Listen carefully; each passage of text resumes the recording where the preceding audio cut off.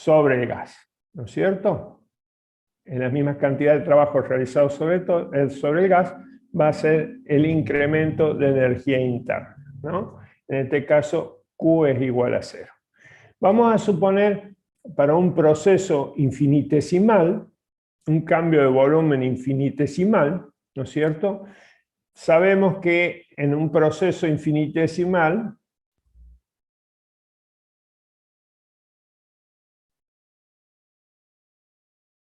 el cambio de energía interna se va a dar a través de esta expresión. Número de moles, calor específico molar a volumen constante y por la diferencia de temperatura. Una diferencia, un cambio infinitesimal de temperatura.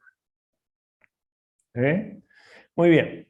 Esto lo habíamos visto en la clase pasada. Nosotros sabemos que entre estas dos mismas temperaturas, cualquier trayectoria que une un estado de esta temperatura I y una temperatura F, el cambio de energía interna va a ser exactamente el mismo.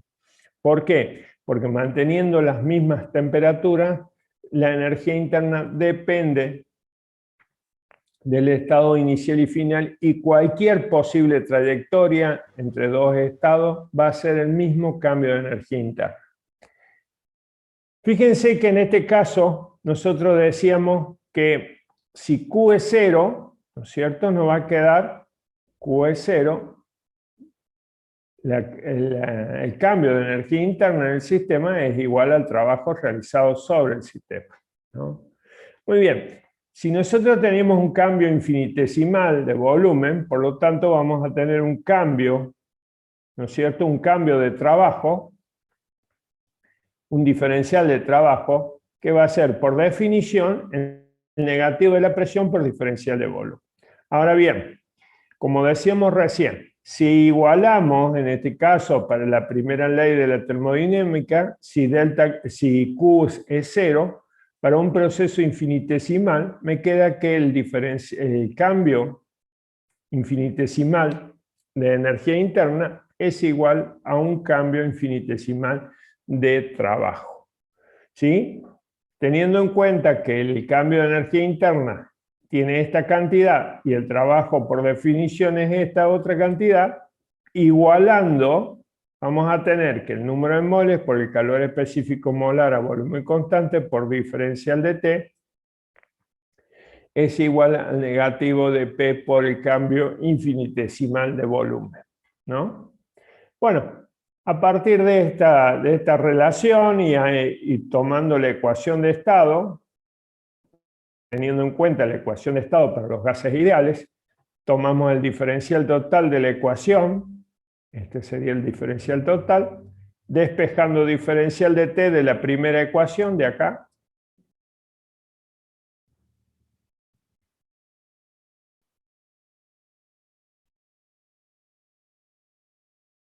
despejando ahí diferencial de T, que me quedaría en este caso menos P por diferencial de B sobre NCB. ¿Está bien? A partir de todo esto y analizando, ¿sí?, analizando esta expresión, fíjense que acá este diferencial de T es reemplazado por esta cantidad, que es lo que nosotros tenemos acá. Nos queda acá. Bueno,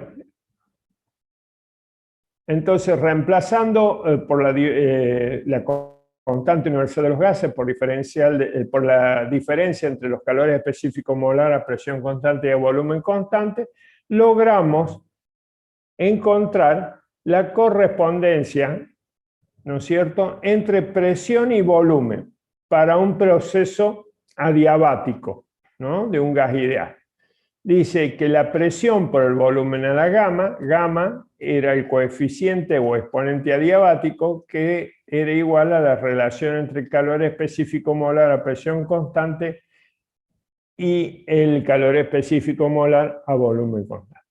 Entonces, esta correspondencia para un proceso adiabático entre presión y volumen, ¿no? También teniendo en cuenta la ecuación de estado, ¿no es cierto?, podemos obtener la correspondencia entre la temperatura y el volumen en un proceso adiabático para un gas ideal, ¿no?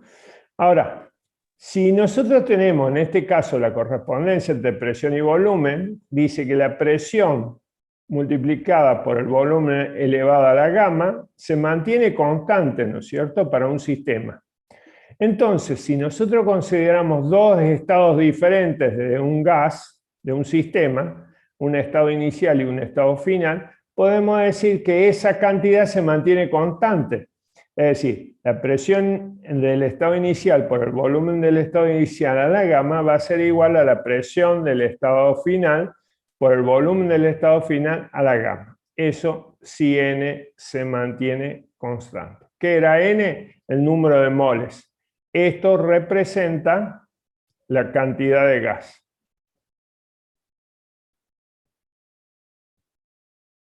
¿Está bien? Representa la cantidad. Así como nosotros podemos trabajar entre dos estados diferentes con la correspondencia presión y volumen, también lo podemos hacer en función de la correspondencia de la temperatura y el volumen. ¿De acuerdo? Temperatura y volumen, tenemos... ¿Qué pasó?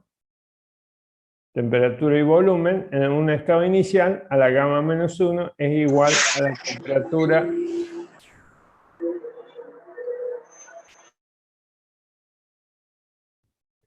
temperatura y volumen inicial a la gamma menos 1 es igual a la temperatura final de un estado final por el volumen a la gamma menos 1.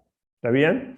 Recuerden que gamma es aproximadamente 1,67 para los gases monoatómicos y gamma es aproximadamente 1,4 para los casos diatómicos, ¿no? Estos serían los gases raros y estos son los gases más comunes.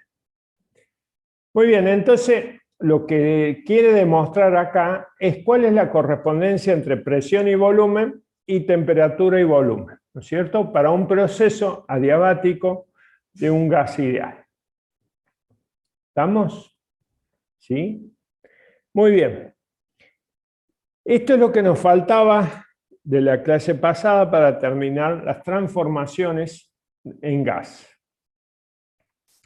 Nuestro objetivo ahora va a ser enunciar el segundo principio de la termodinámica, ¿no es cierto?, analizar el ciclo de Carnot, ver cómo se define el rendimiento de una máquina térmica, el rendimiento térmico, cuál es el ciclo invertido, ¿no es cierto?, la eficiencia y el concepto de entropía, ¿no?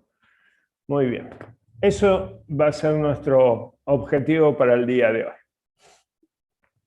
Vamos a empezar primero con la definición de máquinas térmicas, ¿no es cierto?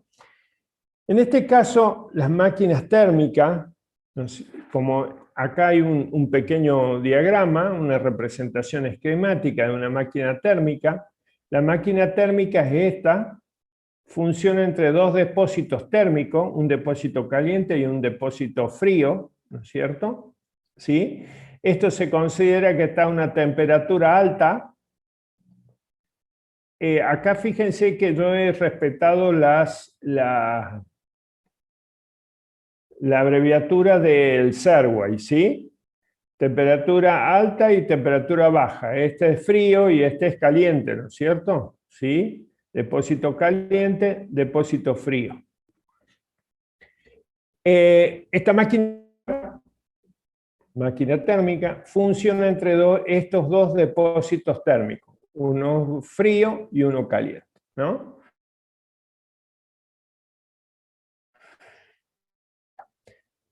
La máquina térmica es un dispositivo que absorbe energía. ¿Me escuchan bien ustedes? Sí, profe. Bueno, cualquier cosa me avisan y repetimos, porque tengo inestable la línea, no sé por qué. Bueno, decíamos que esta máquina térmica que está acá, ¿no es cierto?, es un dispositivo que absorbe energía. Acá está QH, es la energía que absorbe un depósito térmico, ¿no es cierto?, Y con esta energía que absorbe de acá del depósito térmico, ¿no?, realiza un trabajo mecánico útil. Acá está el trabajo mecánico, ¿sí? La máquina funciona bajo un proceso cíclico, quiere decir que es un proceso que se repite, proceso cíclico, ¿no? Y a través de ese proceso, la sustancia traspasa por 3 situaciones.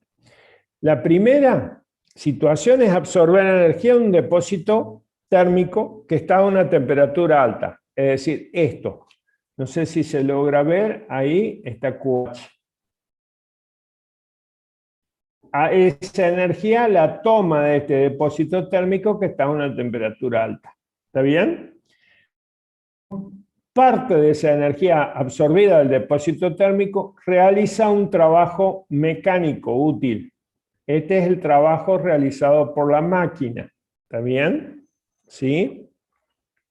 Y lo que no puede convertir parte de energía absorbida, la convierte en trabajo, y lo que no puede convertir en trabajo, lo cede a un depósito que está a una temperatura más baja. ¿De acuerdo? Bien. Ahora, que nosotros acá estamos considerando, ¿se entiende eso? Bien, estamos considerando esta máquina que está funcionando bajo un proceso cíclico. Ahora bien, nosotros acá, al considerar el trabajo hecho por la máquina, recuerden que nosotros habíamos tomado un trabajo realizado sobre el sistema, ¿no es cierto? Por convención habíamos tomado trabajo realizado por el sistema. Pero el trabajo realizado sobre el sistema, en este caso, va a ser el negativo del trabajo realizado por la máquina, ¿no es cierto? Por convención del signo, ¿no? Por lo tanto, nosotros ahora vamos a tomar el trabajo realizado, ¿sí? Ahora fíjense, dice que la máquina térmica, lo vamos a poner acá, máquina térmica, funciona bajo un proceso cíclico. Si es un proceso cíclico, el cambio de energía interna es igual a 0. ¿Por qué? Porque la energía interna del estado inicial es igual a la energía interna del estado final, porque coincide con el estado final. ¿De acuerdo? ¿Sí? Por lo tanto, en este caso me queda que 0, la primera ley de la termodinámica, me dice que 0 es igual a Q más W. ¿De acuerdo? ¿Sí? En este caso, si yo considero el trabajo realizado, este es sobre el sistema, si yo considero el trabajo realizado por la máquina, voy a tener que Q menos W de la máquina. ¿Está bien? Ahora bien, si igualamos Q con el trabajo hecho de la máquina, este Q es el calor neto. ¿Qué significa el calor neto? La diferencia que existe en valor absoluto lo vamos a tomar para que no haya errores en los signos. La diferencia entre el calor absorbido de la fuente caliente y el calor cedido a la fuente fría. Ese es el calor neto. ¿Está bien? Ese calor neto que tenemos ahí es la diferencia entre el calor absorbido de una fuente caliente y cedido a una fuente fría. Dicho de otra manera, podemos decirlo acá, fíjense ustedes que lo podemos escribir, QH era el calor absorbido de la fuente caliente. Con esa energía que absorbió de la fuente caliente, parte realizó con esa energía parte la convirtió en trabajo y lo que no puede convertir en trabajo lo cede a una fuente fría, cede parte de esa energía a una fuente fría. ¿De acuerdo? ¿Sí? Muy bien. Ahora bien, en este caso es conveniente también definir la eficiencia térmica de una máquina térmica. ¿Sí? ¿Cuál es todo eso que yo les escribí en la página en blanco? Está acá, ¿no? No sé, quédense tranquilos, está.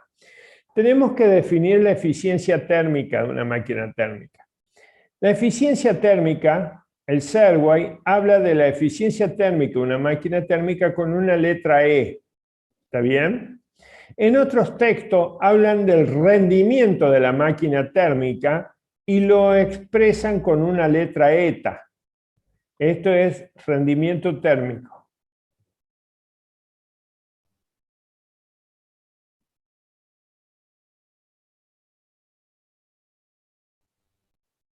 ¿Está bien? ¿Sí? O simplemente rendimiento. El Serway no habla de rendimiento, habla de eficiencia térmica, pero estamos hablando de lo mismo, ¿sí?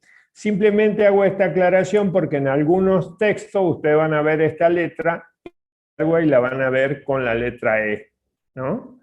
Eficiencia térmica. Es exactamente lo mismo. La eficiencia térmica o el rendimiento se define como la relación que existe entre el trabajo realizado por la máquina térmica y el calor absorbido de la fuente caliente. ¿Está bien? Fíjense que el trabajo realizado por la máquina térmica es igual al calor neto absorbido. Es decir, el calor neto absorbido es la diferencia que existe entre el calor absorbido y el calor cedido. El calor absorbido a un depósito caliente y el calor cedido a un depósito de frío, sobre el calor de frío, el calor absorbido del depósito caliente. Esto también se puede escribir de la siguiente manera. QH es común denominador.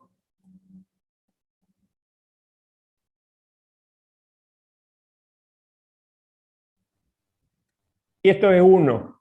QH sobre QH es 1, por lo tanto, eso se puede escribir, acá lo voy a escribir, como 1 menos QC sobre QH. ¿Está bien? Que es lo que tenemos acá, de esta manera. Muy bien. ¿Cuánto es la eficiencia térmica de una máquina térmica? Imagínense por un momento, vamos a borrar un poquito esto.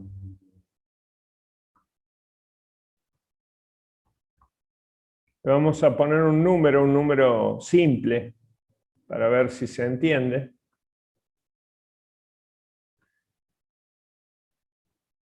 Imagínense por un momento que esta máquina absorbe 1000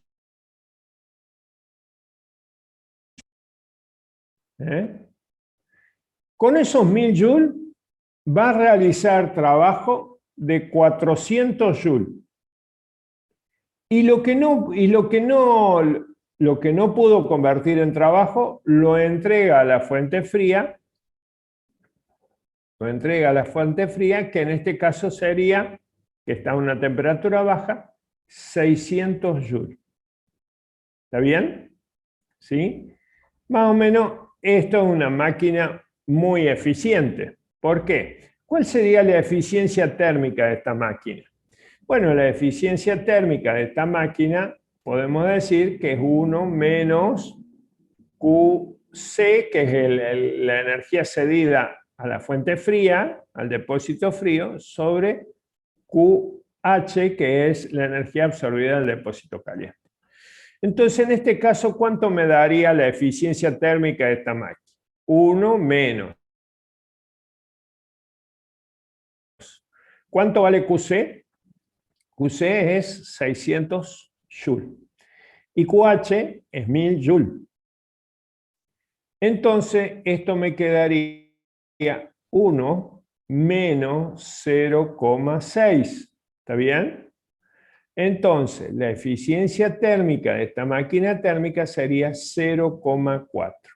O también lo puedo expresar como en porcentaje. Al multiplicarlo por 100, voy a tener un 40% de eficiencia térmica. Es una máquina que tiene una buena eficiencia, ¿no? Es una muy buena eficiencia. Todas las máquinas térmicas están por debajo de esa cantidad. Bueno, con este pequeño ejemplo decimos que la eficiencia térmica siempre es menor que 1. ¿Sí? Siempre es menor que 1. ¿Por qué decimos eso? Si vamos a hacer un ejemplo, ¿no? Si E es igual a 1, ¿qué significa eso? Si E es igual a 1, que E es igual al 100% de eficiencia, cosa que esto no ocurre en la realidad. No ocurre. ¿Está bien? Pero supongamos que esto pase. ¿Qué tendría que suceder acá en esta máquina? En esta máquina. Y bueno, si es del 100%, fíjense, a partir de esta relación,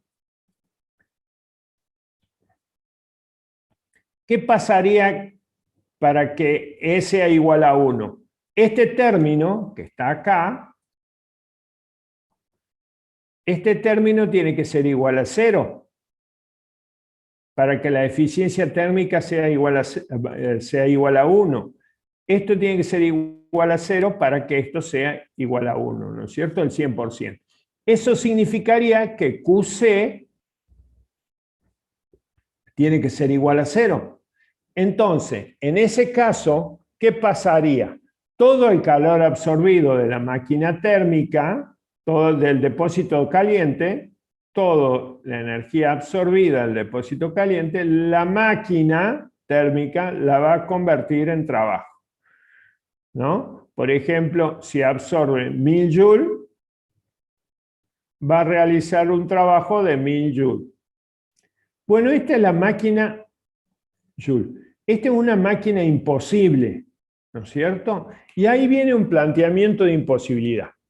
Vamos a ver el enunciado, a ver, acá. ¿Sí? La forma de Kelvin-Planck de la segunda ley de la termodinámica. Dice, acá está el ejemplo que yo les daba. Por ejemplo, absorbe 1000 joules y realiza trabajo de 1000 joules. Es decir, acá QC, perdón, es igual a 0, ¿no? Este sería QH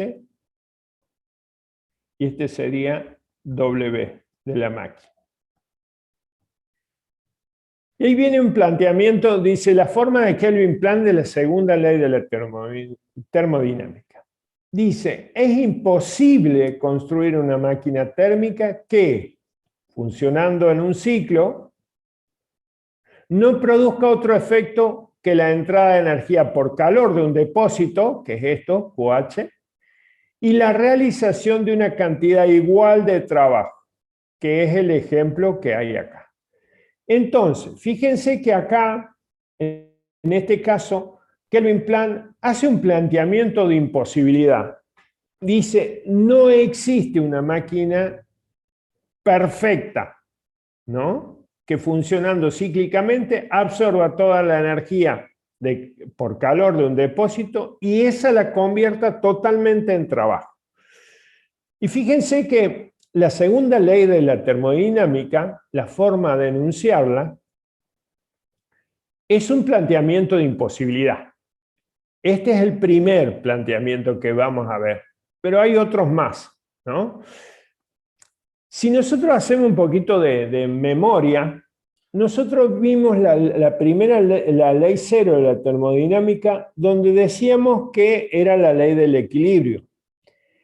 La primera ley de la termodinámica, donde decíamos que era la ley de la conservación de la energía, ¿no es cierto?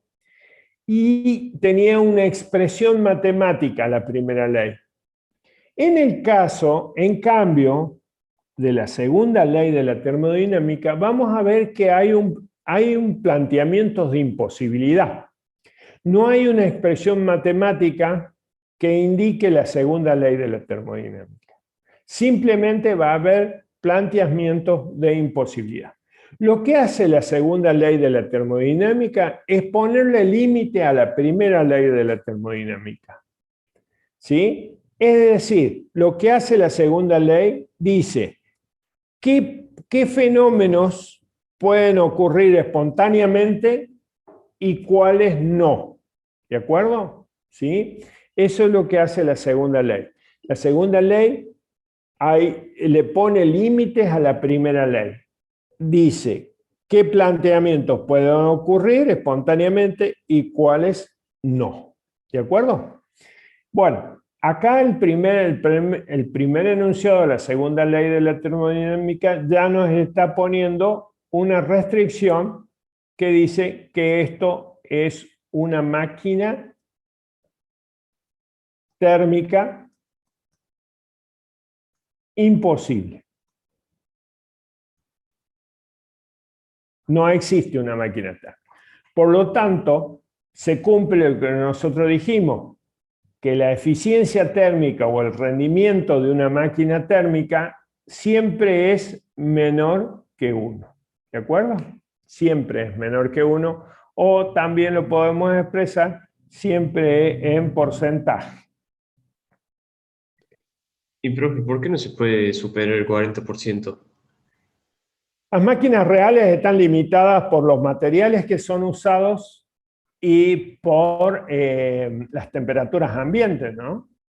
¿Sí? Por ejemplo, un motor de combustión de un auto que circula en la calle, ¿no es cierto? Un auto naftero que cumple con un ciclo Otto, está limitado por las temperaturas ambientes.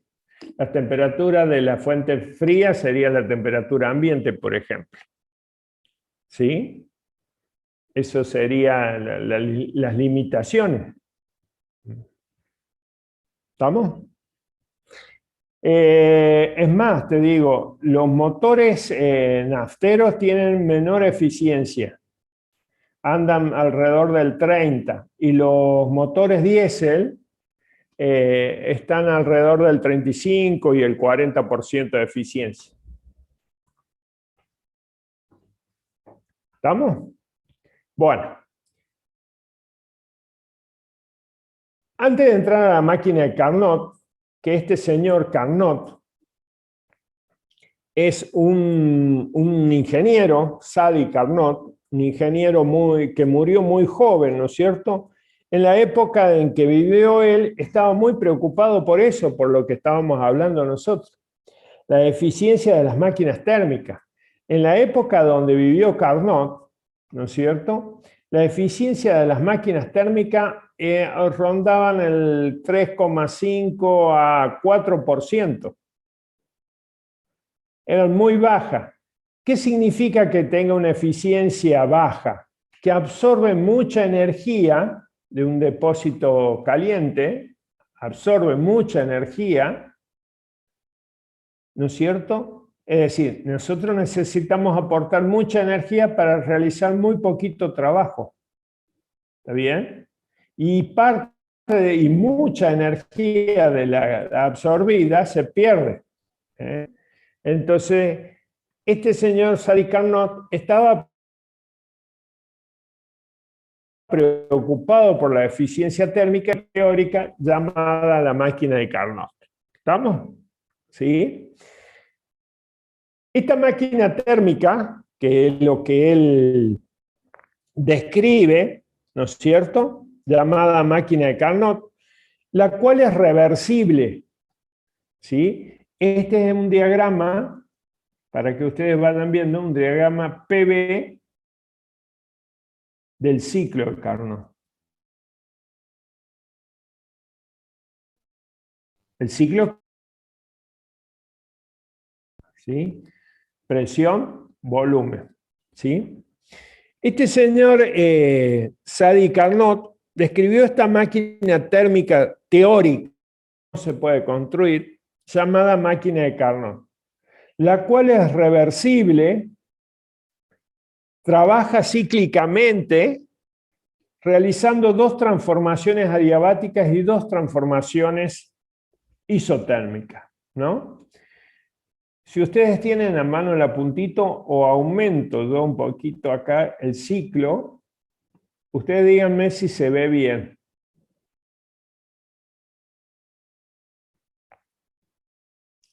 Por supuesto que acá trabajamos con un gas ideal, ¿no?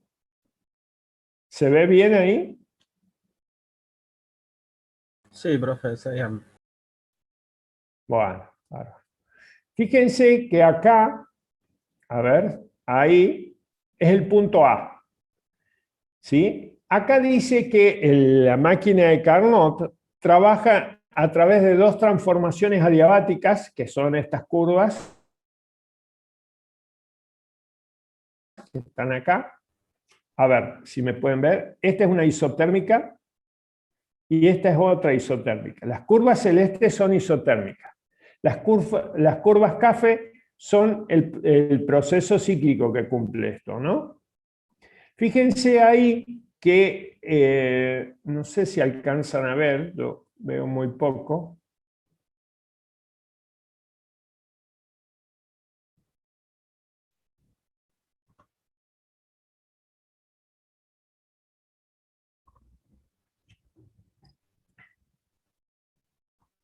Si alcanzan del punto A al punto B, ¿qué hay ahí del punto A al punto B? Del punto A, de acá, al punto B, fíjense la flechita, hay una expansión isotérmica.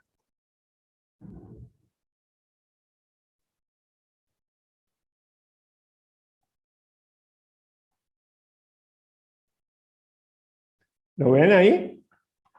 Entre el punto A y el punto B. Ahí hay una expansión isotérmica. Entre el punto B y el punto C, ¿qué sería?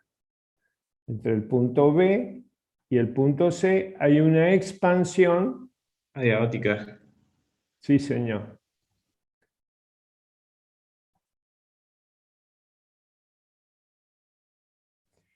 Entre el punto C y el punto D hay una compresión isotérmica.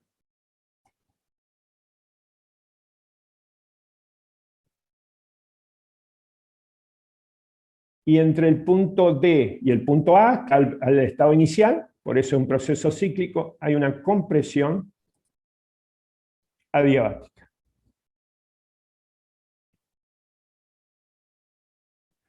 ¿De acuerdo? ¿Sí? El ciclo parte del punto A. Hace de A a B expansión isotérmica. De B a C, expansión adiabática. De C a D, una compresión isotérmica. Y de D a A, volviendo al estado inicial, ahí coincide el estado final e inicial, cumpliendo el ciclo, una compresión adiabática. Y se vuelve, como es un proceso cíclico, se vuelve a cumplir, ¿no es cierto? Noten ustedes que las curvas adiabáticas tienen mayor pendiente que las isotermas, ¿no? ¿Sí? ¿Qué quiso hacer Carnot con esta descripción de la máquina térmica llamada máquina de Carnot? Bueno, al ser una máquina térmica reversible, tiene la máxima eficiencia posible cuando funciona entre 2 depósitos térmicos.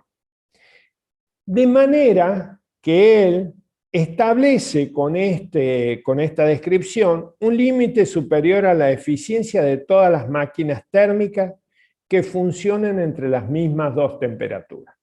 Fíjense ustedes que acá esta máquina está funcionando entre estas dos temperaturas. ¿Sí? ¿Estamos?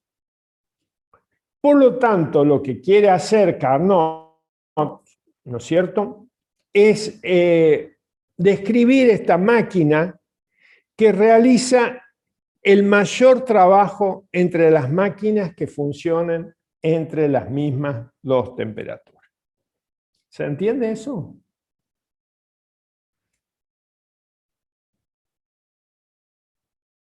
Sí, profe. ¿Sí? Bien, bárbaro. Si ustedes me permiten, se lo dibujo acá un poquito más grande al ciclo. Voy a inventar un poquito, voy a deformar el ciclo ese para que se vea un poquito mejor. Esta es una isoterma y esta es otra isoterma.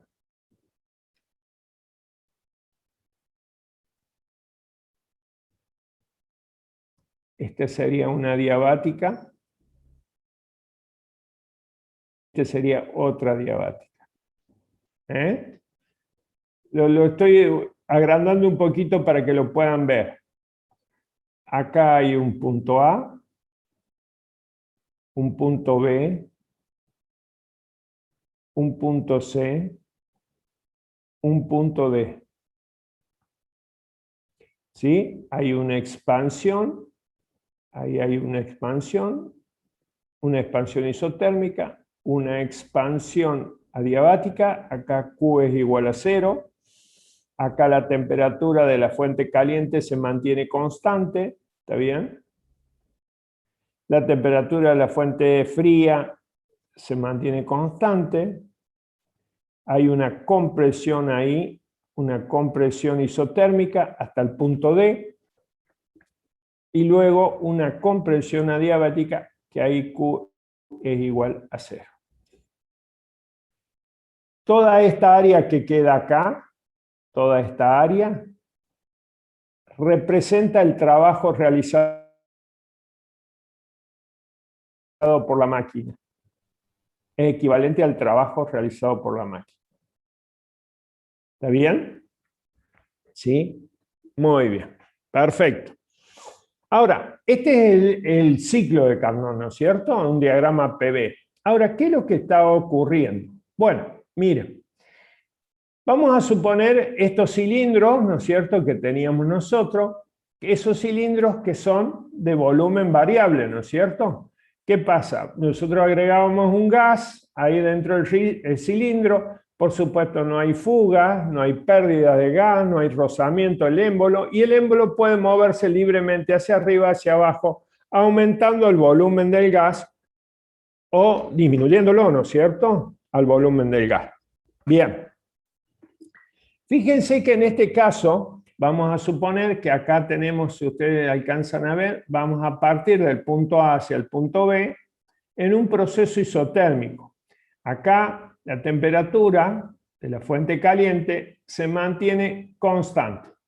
¿Está bien? Bien. En el proceso de expansión, una expansión, ¿sí?, el émbolo sube para aumentar el volumen del gas. Pero para mantener esa temperatura constante, yo tengo que absorber cierta energía de un depósito caliente. Si yo no absorbo esa energía, no puedo mantener esa temperatura constante, ¿verdad?, de la fuente caliente. ¿Estamos hasta ahí? Entonces, este material tiene que ser un material conductor que me permita absorber energía de un depósito térmico acá. ¿De acuerdo? Entonces, mientras el gas se expande, aumenta de volumen, ¿no?, una expansión isotérmica, para mantener la temperatura constante, tiene que absorber energía del depósito térmico. ¿Está? De hecho, acá en el ciclo de Carnot, se está muy encimado ahí, pero en este proceso de A a B hay una entrada de energía por calor que se llama QH. ¿Está bien? para mantener esa temperatura constante. Cuando llegamos al punto B y hay una expansión entre B y el punto C, una expansión adiabática, en este caso Q es igual a 0. Es decir, no tiene que haber intercambio de energía entre el sistema y el medio ambiente. Para que eso suceda, este recipiente tiene que ser completamente aislante. Para que eso no suceda, ¿no es cierto? Entonces, acá va a haber una expansión, un aumento de volumen, ¿no es cierto? Pero sin entrada de energía por calor. ¿De acuerdo? Una vez que pasamos, fíjense que vamos haciendo este ciclo, ¿no? Vamos haciendo este proceso. Una vez que pasamos de la expansión adiabática, llegamos a una compresión isotérmica. Entonces, de C a D se produce una compresión isotérmica, es decir, la temperatura de la fuente fría se mantiene constante mientras produce esa compresión. Noten ustedes que ahora el volumen está disminuyendo, ¿no es cierto? Para que eso ocurra, para que la temperatura, mientras el volumen disminuye del gas y se mantenga a temperatura constante, tiene que ceder energía al depósito frío, al depósito térmico. Entonces, vamos a la gráfica acá del ciclo. Acá en este proceso, mientras se comprime isotérmicamente, cede energía al depósito frío. Cede energía para mantener la temperatura constante mientras se está comprimiendo. Una vez que se termina de comprimir, pasamos al proceso entre el punto D y el punto A. En este proceso, de nuevo, el material tiene que ser aislante. ¿Para qué? Para que no haya intercambio de energía entre el medio y el gas, ¿no es cierto? Acá se comprime en un proceso adiabático. ¿Estamos? Ahora, es uno de los grandes impedimentos para fabricar una máquina de Carnot, porque entre A y B tiene que ser el cilindro, tiene que ser un material conductor, entre B y C tiene que ser un material aislante, entre C y D tiene que ser conductor y entre D y A tiene que ser un material aislante, ¿no?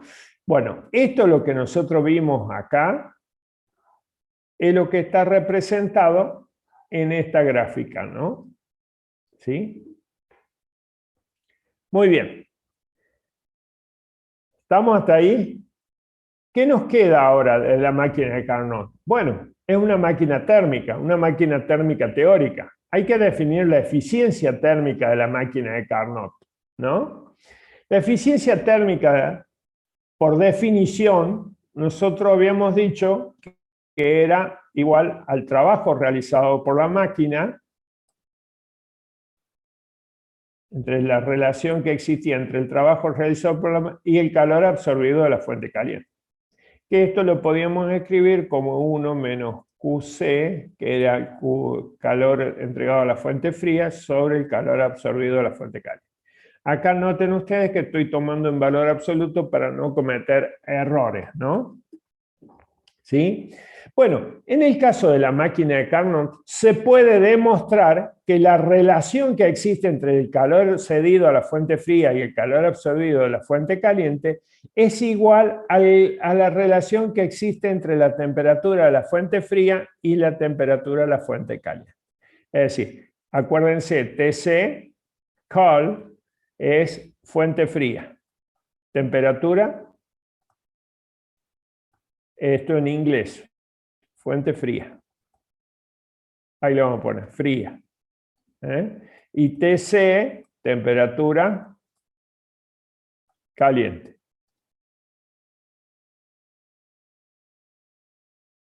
¿Estamos? Entonces, solamente para la máquina de Carnot se cumple esta igualdad entre las relaciones de calor cedido a la fuente fría y el calor absorbido de la fuente caliente y la temperatura de la fuente fría y la temperatura de la fuente caliente. Por lo tanto, la eficiencia térmica de la máquina de Carnot de la máquina de Carnot, la podemos escribir de esta manera. 1 menos la relación entre la temperatura de la fuente fría y la temperatura de la fuente caliente, ¿no? Entonces, fíjense, acá, vamos a hacer una gráfica del ciclo de Carnot. A ver si se puede.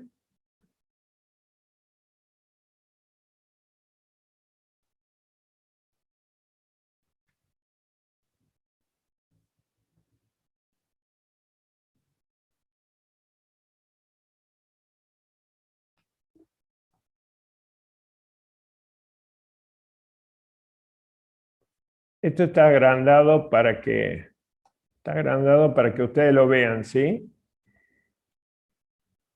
El proceso ahí lo vamos a hacer acá. Este sería una expansión isotérmica, una expansión adiabática, una compresión isotérmica y una expansión adiabática. Nosotros habíamos dicho que el trabajo realizado por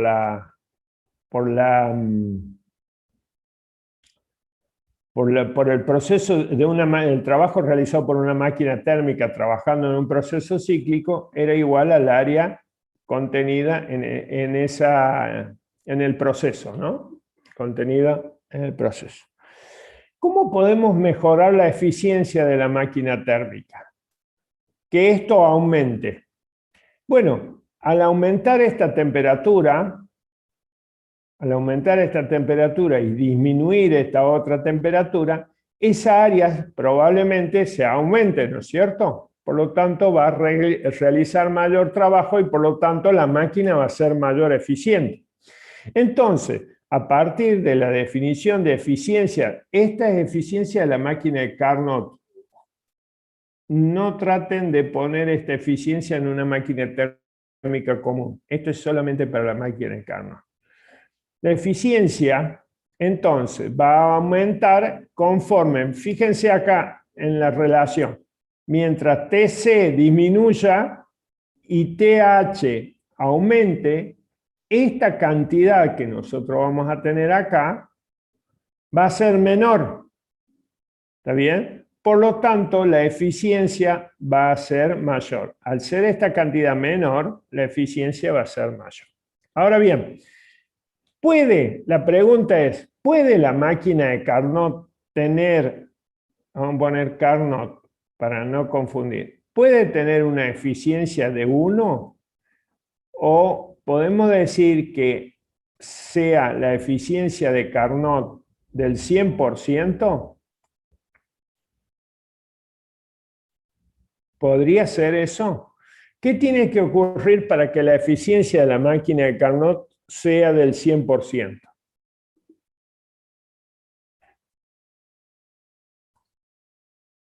Escucho ofertas.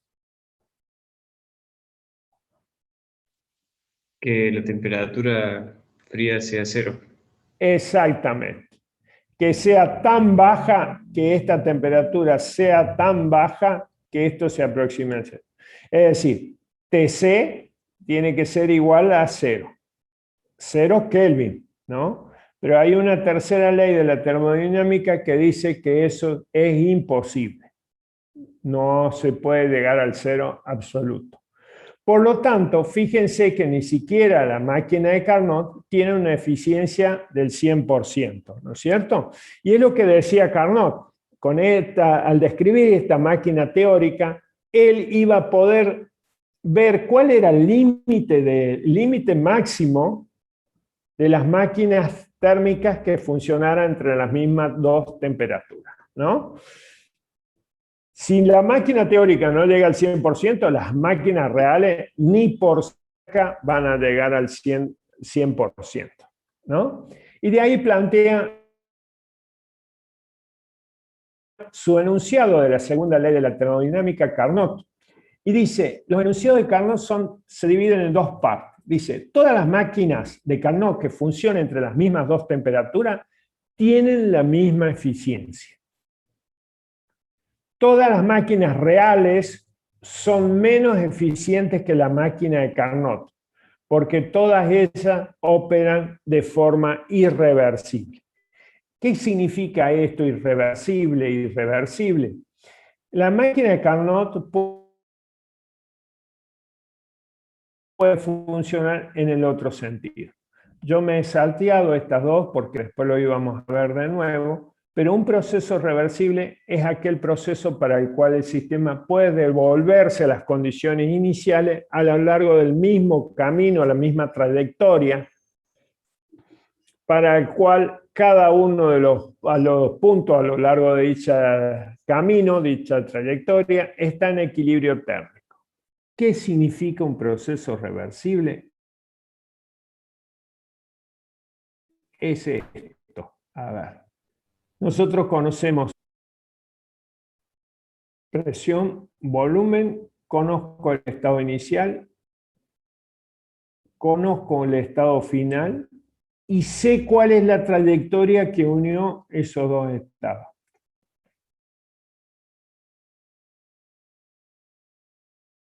¿Sí? Entonces dice que un proceso reversible, por ejemplo, de un estado inicial a un estado final, dice que el proceso reversible es aquel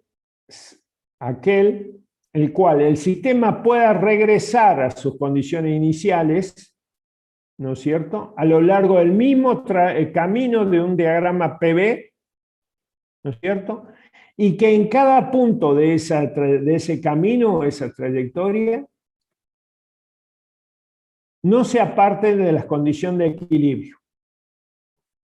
¿Qué significa las condiciones de equilibrio térmico interno? Que tengan igual presión y igual temperatura. ¿Está bien?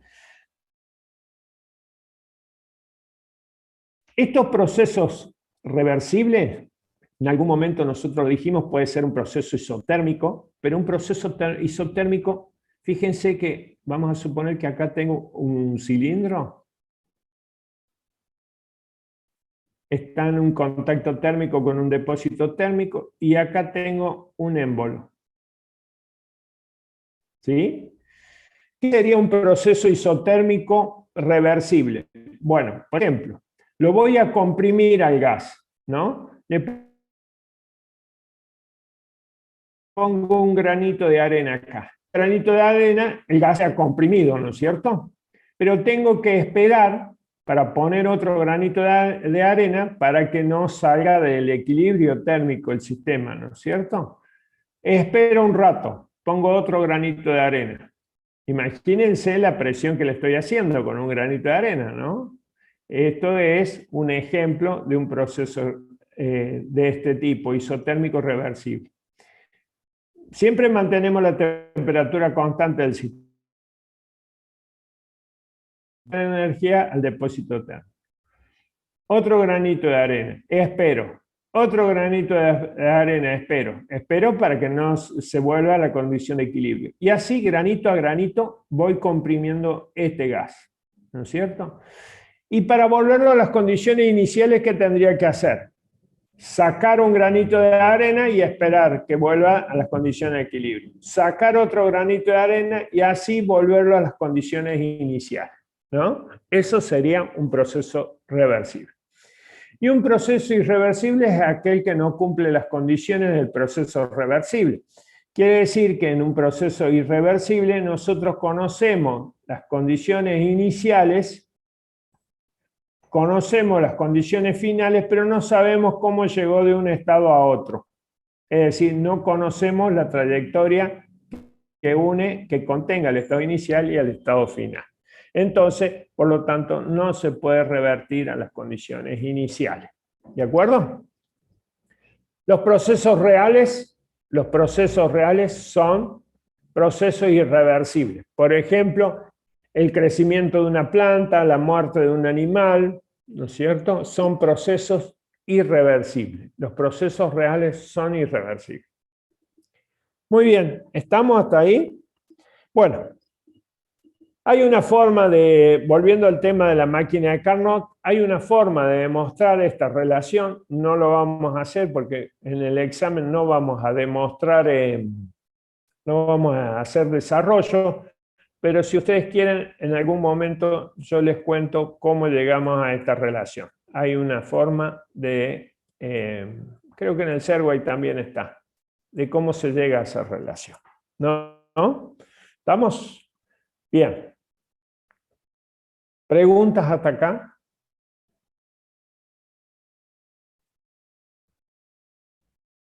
Las máquinas reversibles serían solo teóricas, digamos, no existe ninguna No reversible. existe. Por eso dice acá, Carnot, fíjate vos lo que dice Carnot. Todas las máquinas reales son menos eficientes que la máquina de Carnot, porque todas ellas operan en forma irreversible.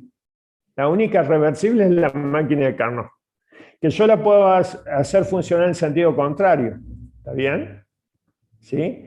Hacer al revés. Nosotros la hemos analizado en este sentido. Bueno, yo la puedo hacer funcionar en otro sentido. ¿Está bien? Que eso ya sería el tema que vamos a ver ahora, que son las bombas de calor o refrigeradores. Ejemplo, ¿qué es un refrigerador? Una heladera. ¿Y qué es una bomba de calor? Un acondicionador de aire.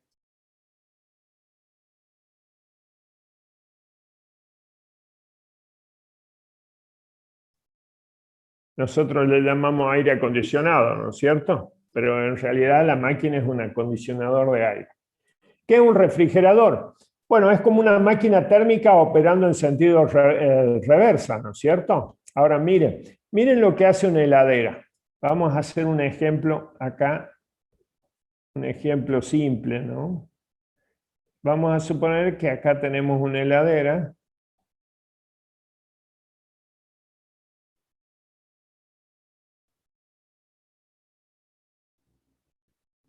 Adentro de la heladera, lo que hace, ustedes tienen toda la mercadería ahí adentro, ¿no?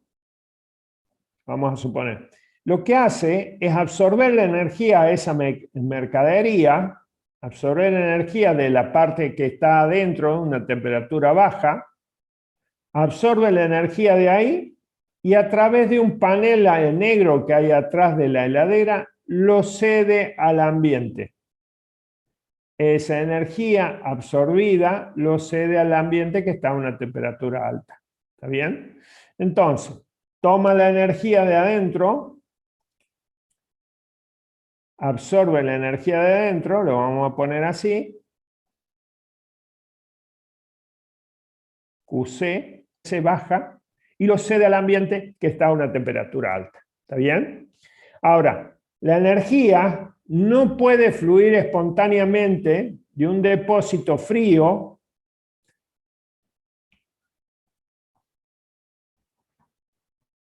este es el refrigerador, ya lo vamos a ver al esquema del refrigerador. Vamos a suponer que este es el depósito frío. ¿Está bien? Este es el depósito caliente.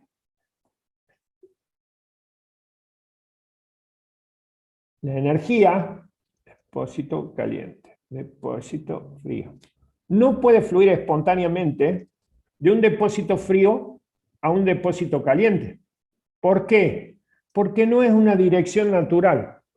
Normalmente, cuando yo uno dos objetos, uno que está a una temperatura caliente y otro objeto que está a una temperatura fría, la energía fluye del que está a mayor temperatura hacia el que está en menor temperatura, ¿verdad? Para que la energía fluya espontáneamente de un depósito que está a menor temperatura hacia un depósito que está a mayor temperatura. ¿Estamos? Bien. Entonces, ¿qué es una bomba de calor o un refrigerador? Es más o menos una máquina térmica operando en reversa. ¿Está bien? Una máquina térmica operando en reversa. Acá está la representación esquemática. Esta es la representación esquemática. Miren, depósito frío, depósito caliente. absorbe energía, QC del depósito frío, ¿no es cierto? Y lo cede al depósito caliente. Esto se puede solo si hay entrada de energía por trabajo. Solo si hay entrada de energía. ¿Por qué? Porque la energía por calor no fluye espontáneamente de un depósito frío hacia un depósito caliente. ¿Está bien? Entonces, para que esto ocurra en la heladera, la heladera tiene que estar enchufada y habiendo una entrada de energía, en ese caso, de la corriente eléctrica al motor, ahí se transforma en energía mecánica y esa entrada de energía hace que el calor fluya desde dentro del gabinete, que está a una temperatura baja, hacia afuera del gabinete, que está a una temperatura alta. ¿Está bien?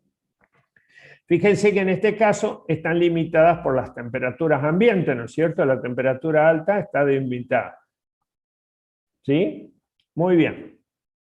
¿Se entendió eso? ¿Qué es un refrigerador o una bomba de calor?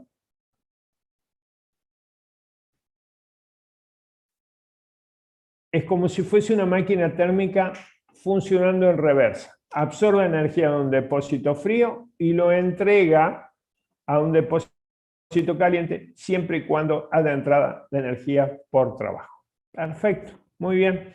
¿Y qué es una bomba de calor? Bueno, es más o menos como la heladera. Fíjense una bomba de calor, imagínense ustedes un día de invierno, donde tienen un equipo de estos de aire acondicionado,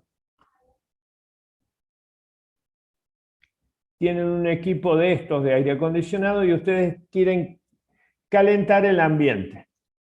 Vamos a suponer, ahí está el ambiente de ustedes, ¿no es cierto?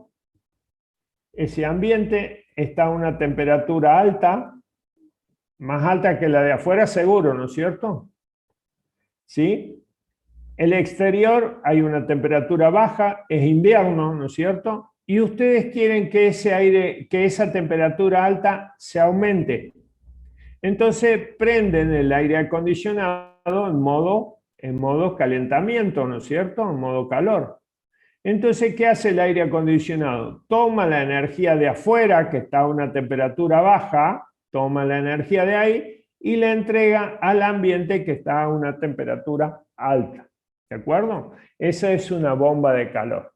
Un equipo de aire acondicionado funcionando en invierno. ¿No es cierto? ¿Sí? ¿Se entiende eso? Pero, profe, ahí no estaría tirando aire más frío adentro. No. No, porque cuando vos tenés el equipo frío-calor, vos lo podés hacer funcionar como bomba de calor. Te aumenta la temperatura y te calefacciona el ambiente. ¿Está bien? Ah, sería como estar en la parte de atrás de la heladera, digamos. Exactamente. Al revés. Exactamente.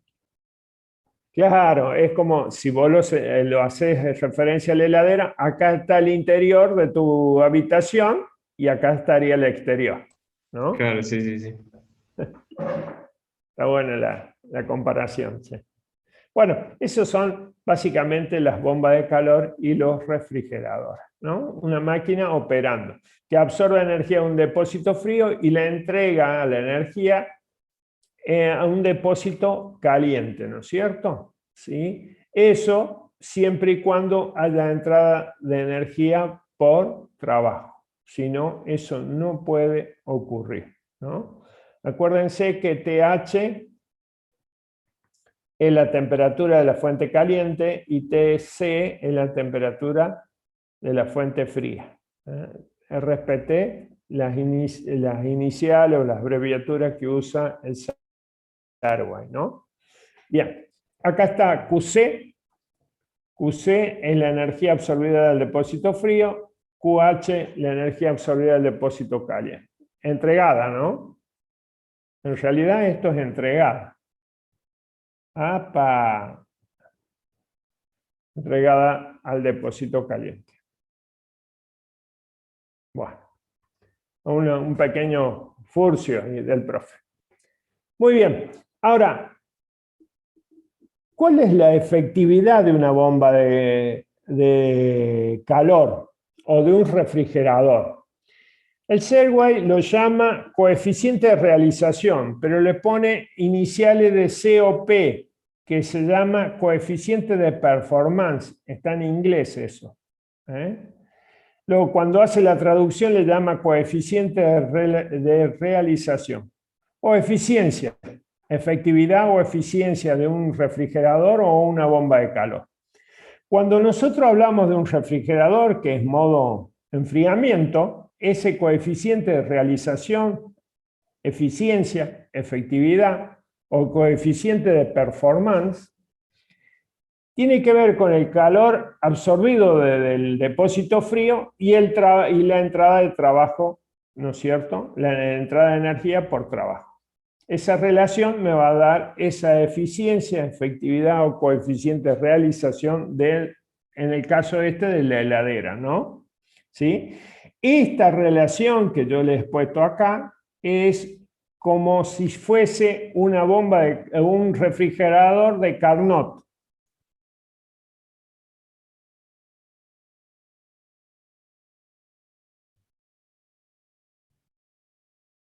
Es el refrigerador más eficiente que existe, ¿no?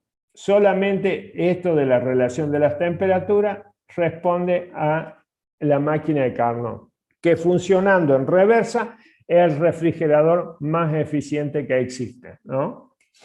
Muy bien, este COP, efectividad, normalmente ronda entre el 5, es mayor que 1, vamos a poner ahí, en este caso es mayor que 1,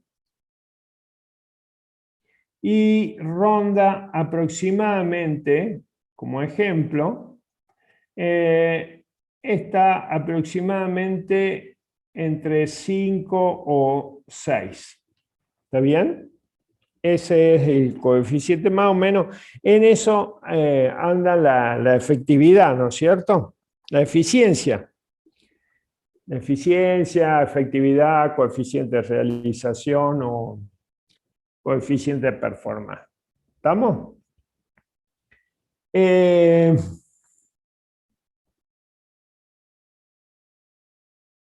Muy bien. ¿Qué pasa si nosotros, este sería en el caso del refrigerador, qué pasa si nosotros tomamos la bomba de calor? En este caso, el coeficiente de la eficiencia o el coeficiente de performance del modo calentamiento tiene que ver con el calor entregado a la fuente caliente, ¿no es cierto? Y la relación que existe entre el calor entregado al ambiente, a la fuente caliente, y la energía entrada por trabajo, ¿no? Este es modo calentamiento. Entonces, esta relación, en este caso, es para la bomba de calor de Carnot.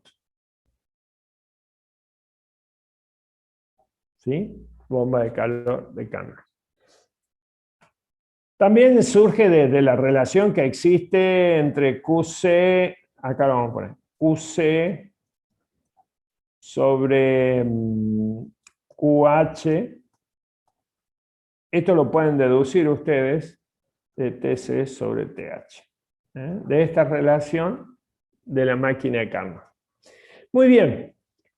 Entonces, acá hay otro planteamiento que dice este señor Clausius, que es otro enunciado de la segunda ley de la termodinámica. Dice, es imposible construir una máquina cíclica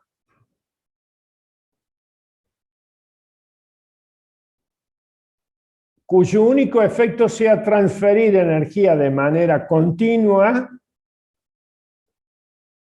¿no?, mediante calor, desde un objeto a otro a mayor temperatura. ¿Sí? Porque no es una dirección natural, ¿sí? Sin la entrada de energía por trabajo. Entonces, acá en la segunda ley de la termodinámica tenemos tres enunciados. El enunciado de Kelvin-Plan, el enunciado de Carnot y el enunciado de Clausius. que si bien parecen desconectados los enunciados, si los enunciados de Clausius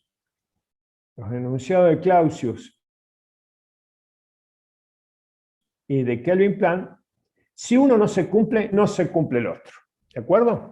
En realidad, sí están conectados entre uno y otro. ¿Estamos hasta ahí? Bien.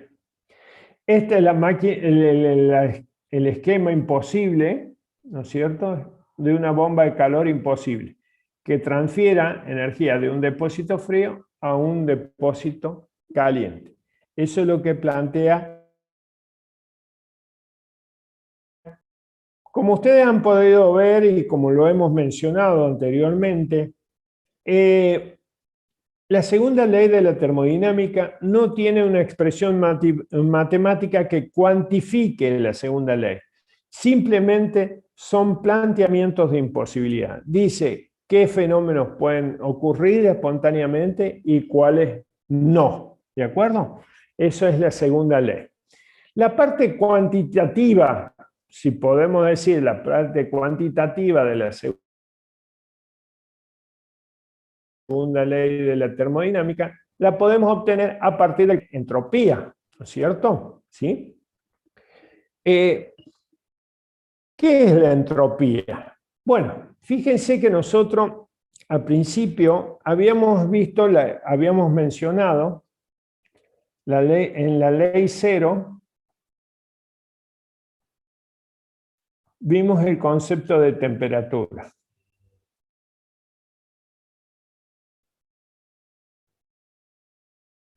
En la primera ley, toda la termodinámica, ¿no? Primera ley interna. ¿Qué tienen en común la temperatura y la energía interna? Bueno, en común tienen que ambas son variables de estado.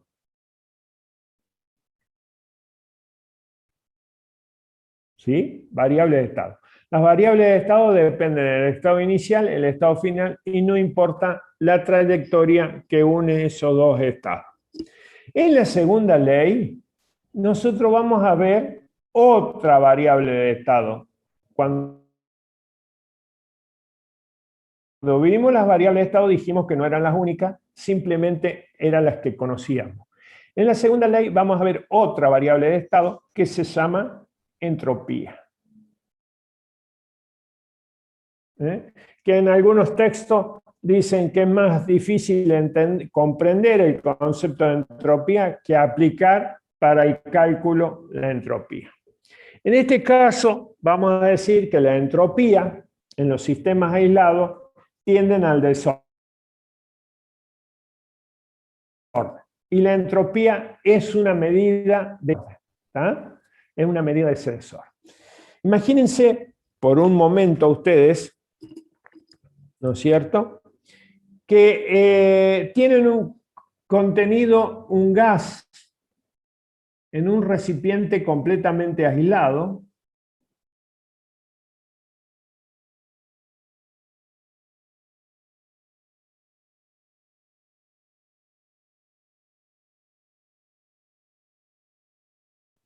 Completamente aislado, ahí hay un gas.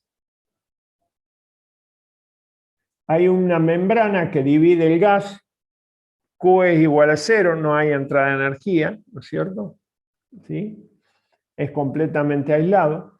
Y en un momento dado, esa membrana que divide el gas, acá hay un vacío ¿sí?, para que pueda expandirse libremente.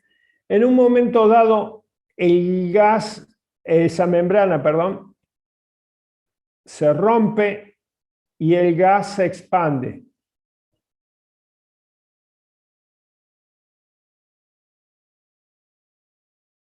Ahí. ¿Qué va a pasar con el gas?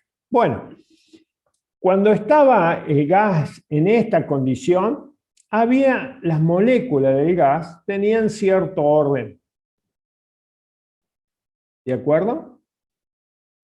Cuando el gas se expande, el gas va a tener mayor desorden. ¿Sí? ¿Por qué?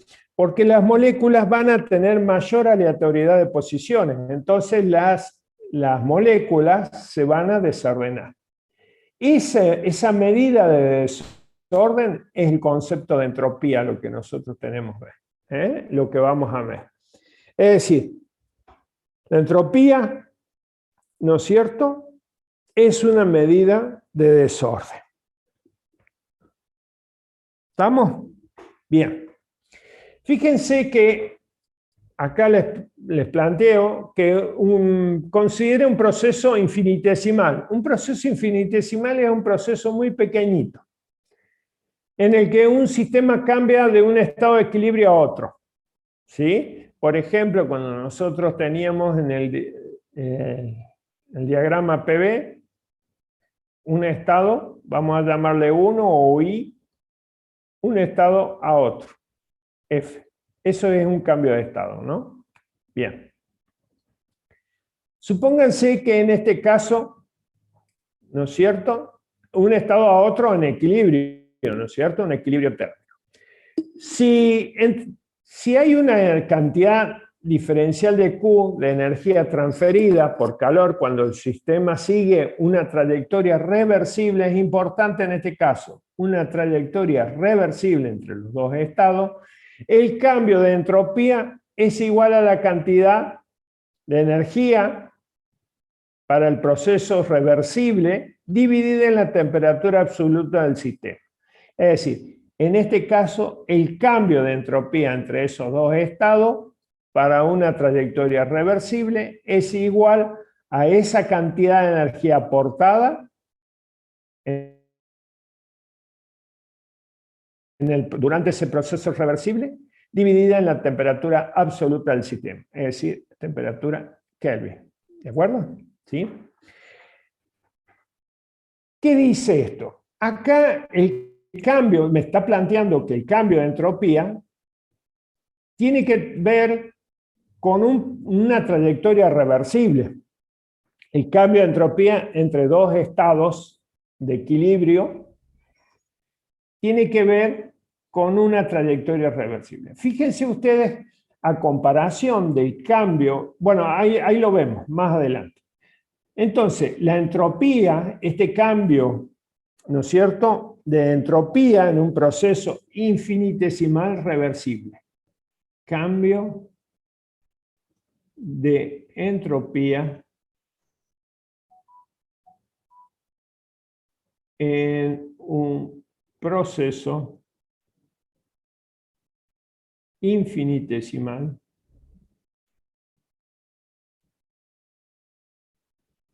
reversible.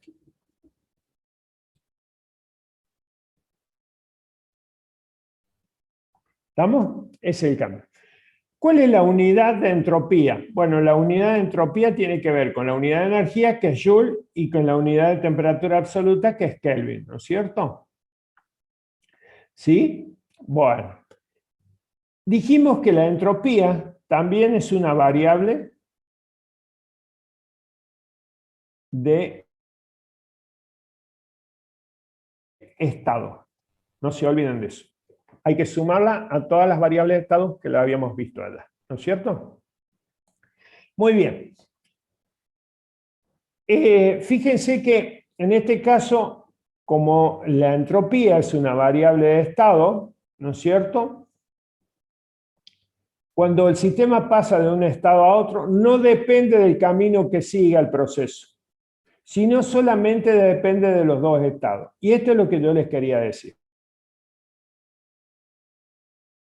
Vemos el cambio de energía interna entre dos estados, ¿sí? Cambio de energía interna entre dos estados, no importa si la trayectoria que contenga los estados es reversible o no reversible. No hay condición de que la trayectoria que contenga los dos estados sea reversible.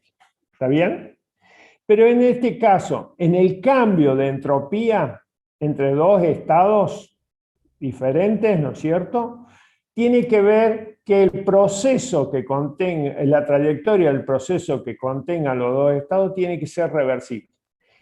Cuando hablamos de cambio de entropía, la trayectoria sí o sí como condición tiene que ser reversible. Cuando hablamos de cambio de energía interna entre dos estados, no es necesario que la trayectoria que contenga los dos estados sea reversible. ¿De acuerdo? En este caso sí, y en este caso no. Ambas son variables de estado, depende del estado inicial y el estado final. ¿Sí? Pero en el caso de la entropía, tiene que ser, depender del camino, tiene que ser que une los dos estados, tiene que ser reversible. ¿De acuerdo? ¿Sí? Una aclaración.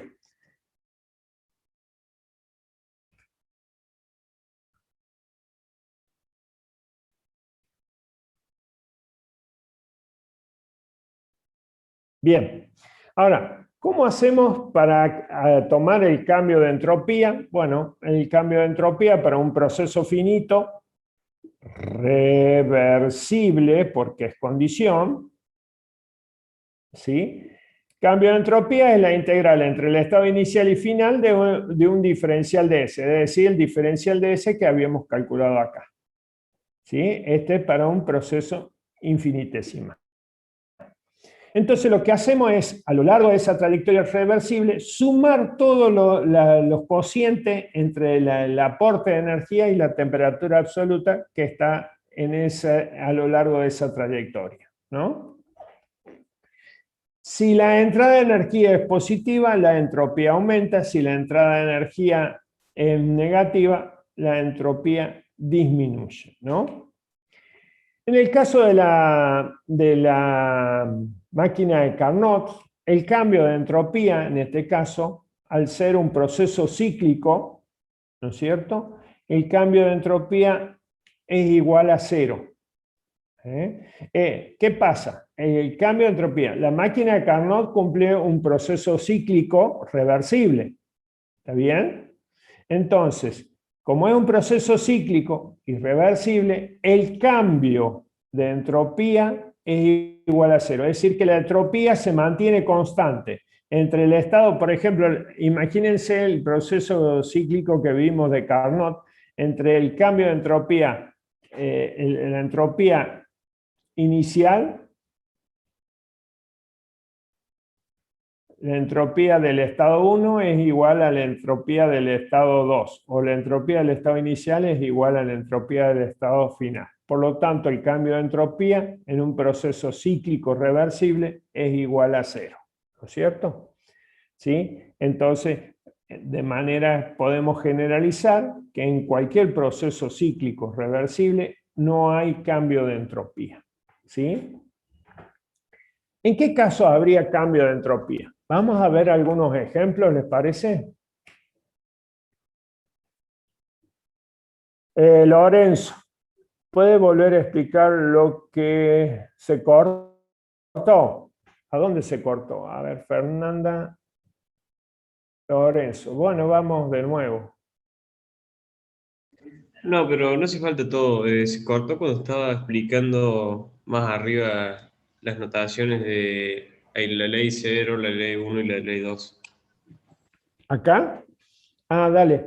No, Sí, esto es como para hacer una pequeña introducción. Cuando nosotros vimos la ley 0 de la termodinámica, vimos el concepto de temperatura, que es una variable de estado. Cuando vimos la primera ley de la termodinámica, vimos el concepto de energía interna, que es una variable de estado. Hasta ese momento conocíamos esas dos variables de estado. Las variables de estado son aquellas que dependen del estado inicial y el estado final, ¿no es cierto?, sin importar el camino que lo ha llevado de un estado a otro. Y ahora vamos a ver en la segunda ley de la termodinámica, vamos a ver el concepto de entropía, que también es una variable de estado, ¿sí? Es decir, el cambio de entropía depende del estado inicial y final y no importa cuál es la trayectoria reversible, eso sí, condición del cambio de entropía, la trayectoria reversible que conecte el estado inicial y el final. ¿Está bien? Y lo que dije abajo, que cuando nosotros vemos el cambio de energía interna entre dos estados, ¿sí?, no importa la trayectoria que conecte el estado inicial y el final, porque es una variable de estado, depende del estado inicial y final. En cambio, en el cambio de entropía, también es una variable de estado, pero sí importa que la trayectoria que una el estado inicial y final sea reversible. Es la única condición, a diferencia del cambio de energía interna que no tiene esa condición. ¿De acuerdo? Ahora, ¿es una variable de estado? La entropía sí es una variable de estado. ¿Depende del estado inicial y final? Sí depende del estado inicial. Pero como condición, la trayectoria que una esos dos estados tiene que ser reversible. ¿No es cierto? ¿Sí? Eso es algo más. No, eso está bien. Gracias. Bien. Vamos a ver cómo se calcula la entropía. Vamos a hacer algunos ejemplos, ¿les parece? Ejemplos de cálculo de entropía.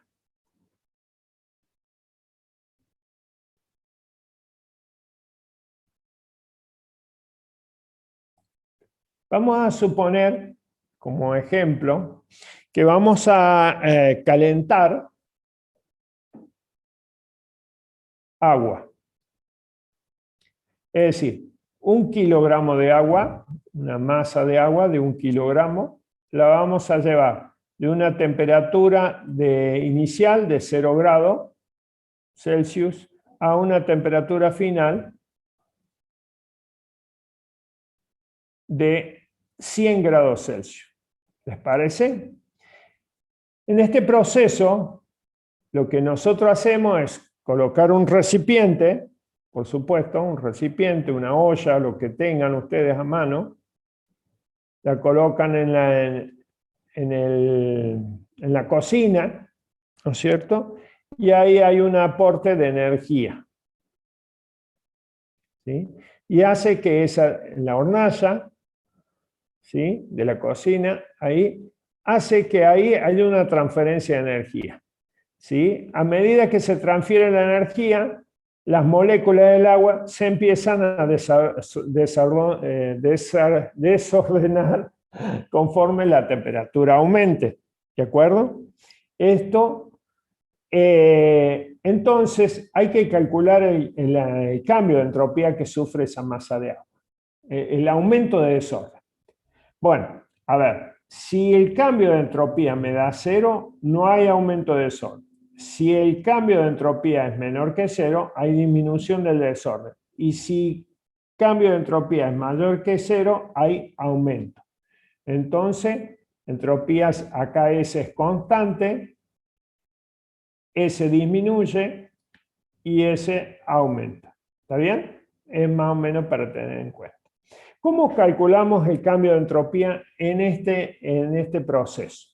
Bueno, nosotros vamos a tomar que delta S, que es un cambio de entropía entre un estado final y un estado inicial, 1, es igual a la integral entre el estado 1 y el estado 2 del diferencial de Q sobre la temperatura. ¿Está bien? Fíjense que en este caso de calentamiento de agua, nosotros vamos a tomar que el aporte en un instante dado, el aporte de energía,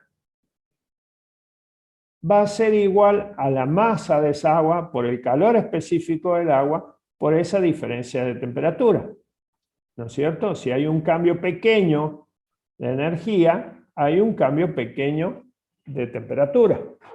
Entonces, si nosotros los reemplazamos acá, vamos a tener que la integral, ¿no es cierto?, entre la temperatura inicial y temperatura final de esa masa por el calor específico del agua diferencial de T sobre T. ¿No es cierto? Lo que tenemos acá, T. Se mantiene constante, puedo decir que sacarlo del signo integral y me queda la masa por el calor específico del agua entre la temperatura integral entre la temperatura inicial y temperatura final de diferencial de T sobre T. De esta manera, delta S va a ser igual a la masa por el calor específico por logaritmo natural de T entre temperatura inicial y temperatura final. Eso sería la diferencia entre los logaritmos de temperatura final y temperatura inicial y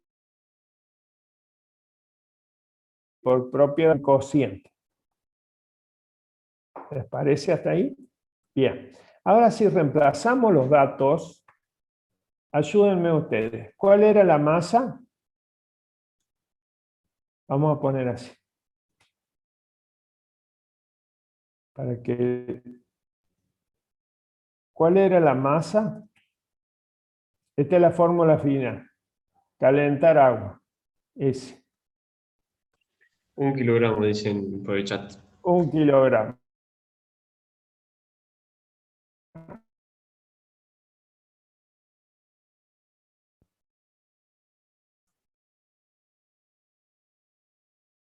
¿Está bien ahí? ¿Sí? Bien. Temperaturas. ¿Qué temperatura voy a tomar?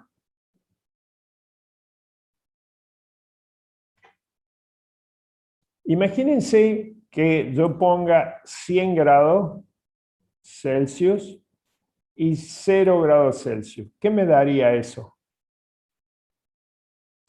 Y no se puede dividir por 0. No se puede dividir.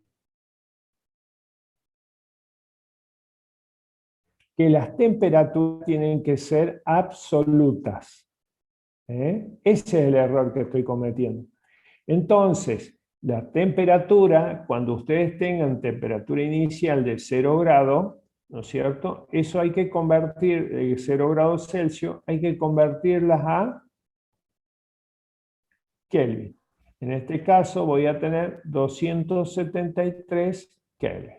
Y la temperatura final, en este caso, va a ser 100 grados Celsius a Kelvin, entonces va a ser 373 Kelvin. Entonces, volviendo acá, ustedes acá se dan cuenta que no se puede dividir por 0, entonces ahí es un indicador, exactamente, es un indicador que estamos haciendo mal las cosas, ¿no? Entonces, si acá ponemos en Kelvin, ¿sí? Acá también en Kelvin, fíjense que yo no he colocado los decimales, pero es una cuestión de practicidad. 373 Kelvin sobre 273 Kelvin, ¿ahora sí se puede hacer esa cuenta? Sí se puede hacer. Pero como yo estoy trabajando en temperaturas absolutas, tengo que hacer la corrección acá, en el calor específico del agua. Porque, porque la temperatura que estoy trabajando es la absoluta. Entonces tengo que hacer esta corrección, en vez de poner en Celsius, poner un Kelvin. ¿Está bien? ¿Ha cambiado en algo el valor este? En absoluto. ¿Por qué? Porque si trabajamos por cada grado Celsius, por cada Kelvin, acuérdense que un Celsius equivale a un delta T Celsius equivale a un delta T Kelvin. ¿De acuerdo? Un Celsius, un Kelvin. ¿De acuerdo? ¿Sí?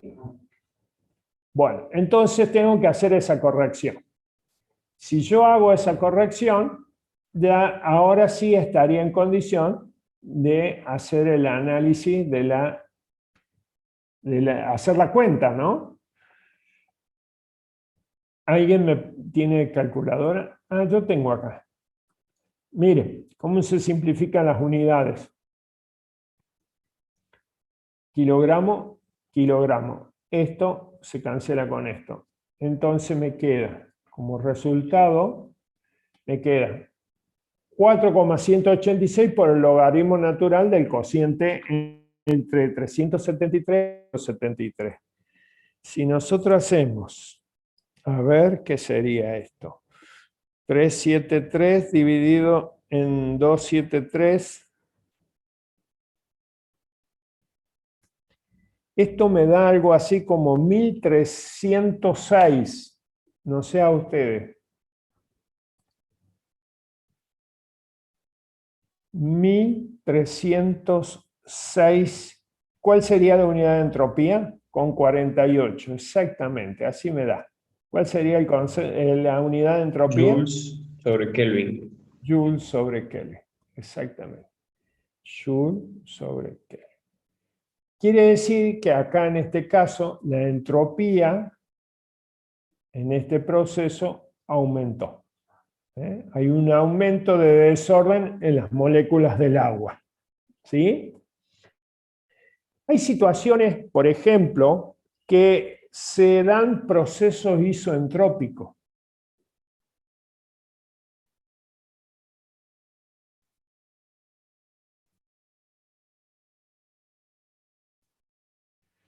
Un proceso isoentrópico, por ejemplo, puede ser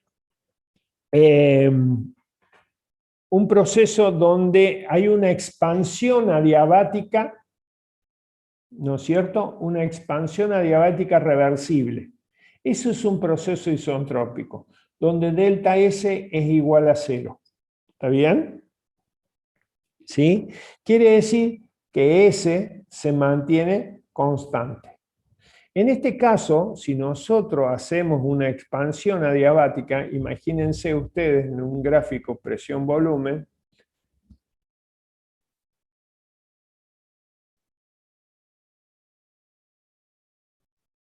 la condición es que sea reversible.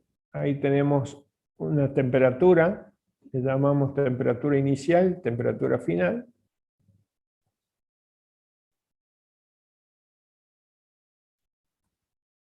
Ahí tenemos una expansión adiabática de un estado inicial a un estado final.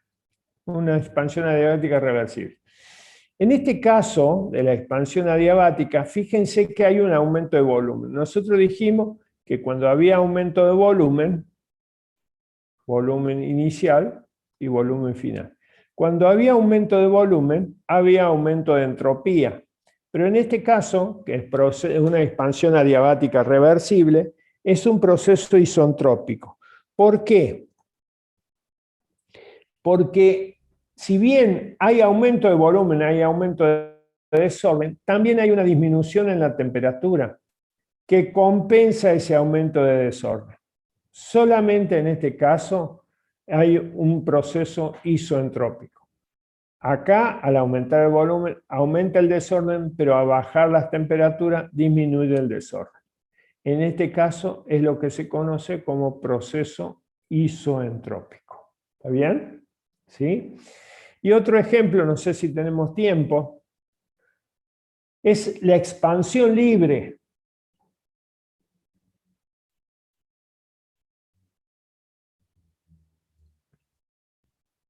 Algo ya le había adelantado al principio. Una expansión libre se da en un cilindro completamente aislado. Hay una membrana ahí que divide, acá hay vacío, acá está el gas contenido, Q es igual a 0, no hay entrada de energía, y en un momento dado el gas se expande. Se rompe esa membrana que divide el gas, vamos a suponer que acá tiene un volumen inicial, se expande el gas, ¿sí? Q es igual a 0, W es igual a 0, no hay trabajo sobre el gas, ¿no es cierto? Porque las paredes del recipiente que lo contienen no hay desplazamiento, no hay trabajo, por lo tanto no hay cambio de energía interna en el gas, ¿está bien? Y el volumen final es igual a 2 veces el volumen inicial. Un ejemplo, ¿no? Esto da que pensar que puede ser un proceso isoentrópico.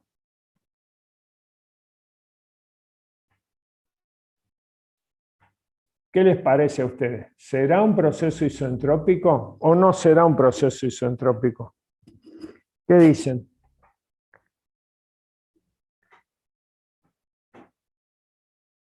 Parece, ¿no? Bueno, veamos si lo podemos resolver a esto. ¿Sí? Miren, acá hay un aumento de volumen. si yo hago una gráfica, voy a tener un estado inicial, ¿no es cierto? Un estado inicial acá, con una presión inicial y un volumen inicial. Si el gas se expande, voy a estar en un estado final, con una presión final, y un volumen final que es igual a 2 veces el volumen inicial. ¿Está bien? Fíjense que acá en esta expansión no hay entrada de energía por calor, no hay trabajo por la primera ley de la termodinámica, decimos que el cambio de energía interna es igual a cero. Si no hay cambio de energía interna, la temperatura inicial del gas es igual a la temperatura final del gas. Hay una dependencia entre la energía interna en los gases y la temperatura. Si no hay cambio de temperatura, no hay cambio de energía interna y viceversa, ¿no es cierto? ¿Sí? Entonces sabemos que el estado inicial y final, conocemos el estado inicial y final, pero no conocemos la trayectoria que une. Por lo tanto, cuando nosotros tenemos un proceso que no se conoce la trayectoria, ¿no es cierto? Para los procesos reversibles, recuerden ustedes que para los procesos reversibles sí se conoce la trayectoria y para los procesos irreversibles no se conoce la trayectoria. Entonces, en este caso, ¿cómo hago para... Esto es un proceso irreversible, ¿no es cierto? ¿Cómo hago para calcular el cambio de entropía en un proceso irreversible? Bueno, le hago trampa. ¿Cómo le hace trampa, profe? Y bueno, supongo, imagino, ideo una... Esto es un proceso irreversible, ¿no? Ideo una trayectoria reversible que contenga el estado inicial y final del gas, ¿no es cierto? Y después calculo como si fuese un cambio de entropía para un proceso reversible. Pero ¿cuál será la trayectoria que une el estado inicial y final? No importa, porque el cambio de entropía va a ser por esta trayectoria reversible, por esta otra trayectoria reversible, por esta otra trayectoria reversible. Siempre el cambio de entropía va a ser lo mismo, porque depende del estado inicial y final. No depende del tipo de trayectoria reversible. Entonces, en este caso, que es un proceso irreversible, voy a imaginar, voy a suponer una trayectoria reversible que contenga los dos estados y lo calculo el cambio de entropía como si fuese cualquier estado reversible. ¿Les parece? Entonces, voy a suponer una isoterma,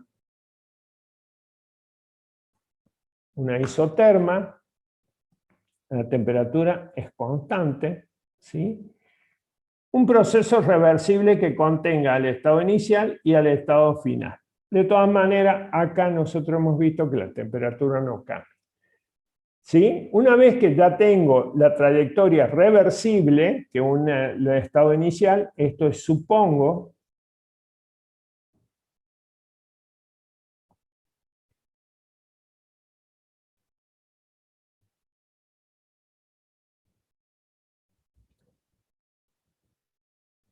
esta suposición es en el caso de que el proceso sea irreversible, ¿verdad? Supongo una trayectoria reversible y calculo, entonces, ¿cómo voy a calcular el cambio de entropía? Ahora con la fórmula que nosotros conocemos. Delta S igual a la integral entre el estado inicial y final de diferencial de Q sobre T. Pero acá en este caso no conozco cuál es la cantidad de energía entregada. Bueno, pero fíjense, si la temperatura es constante, en este caso nosotros vamos a tener que el cambio de energía interna es igual a cero. Por lo tanto, en este caso, Q va a ser igual, a menos W, menos el trabajo, ¿verdad? ¿Sí? Menos el trabajo. Perfecto.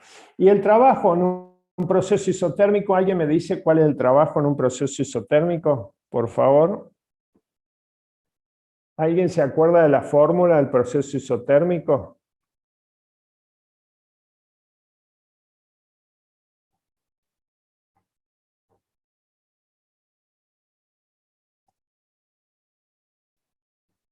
Ahí lo busco. Dale. Vamos a limpiar acá.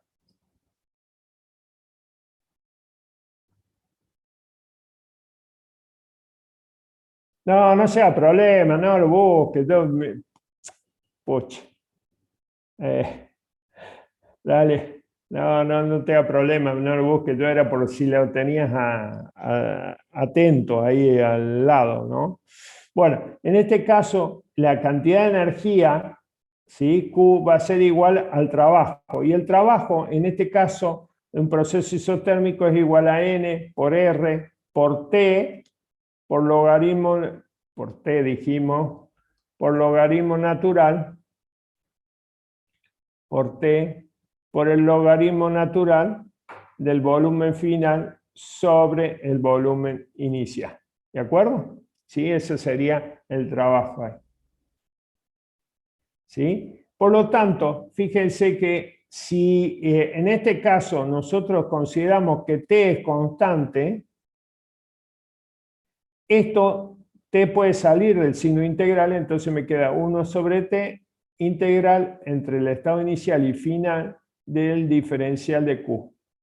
¿Está bien? Y esto sería, para un proceso isotérmico reversible, Q sobre T. Entonces, reemplazando todo este Q que tenemos acá, el cambio de entropía va a ser igual a N, R, T sobre T, logaritmo natural de volumen final sobre volumen inicial. Ahora, T se cancelan, las temperaturas se cancelan, entonces me queda, en definitiva, me queda que delta S, el cambio de entropía es igual a NR, logaritmo natural del volumen final sobre volumen inicial. ¿Está bien? Ahora, si esta cuenta me da igual a 0, es un proceso isentrópico.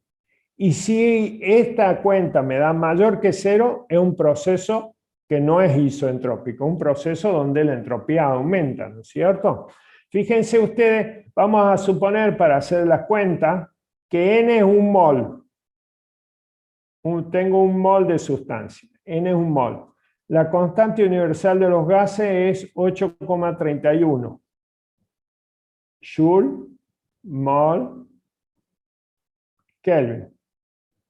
Y acá tengo el volumen final, es 2 veces el volumen inicial. Por lo tanto, es volumen final 2 veces el volumen inicial sobre volumen inicial en logaritmo natural de 2. Por lo tanto, no me queda más papel ahí. Si esa cuenta me da 0, es un proceso isentrópico. Y si no me da 0, no es un proceso isentrópico. A ver, yo les digo.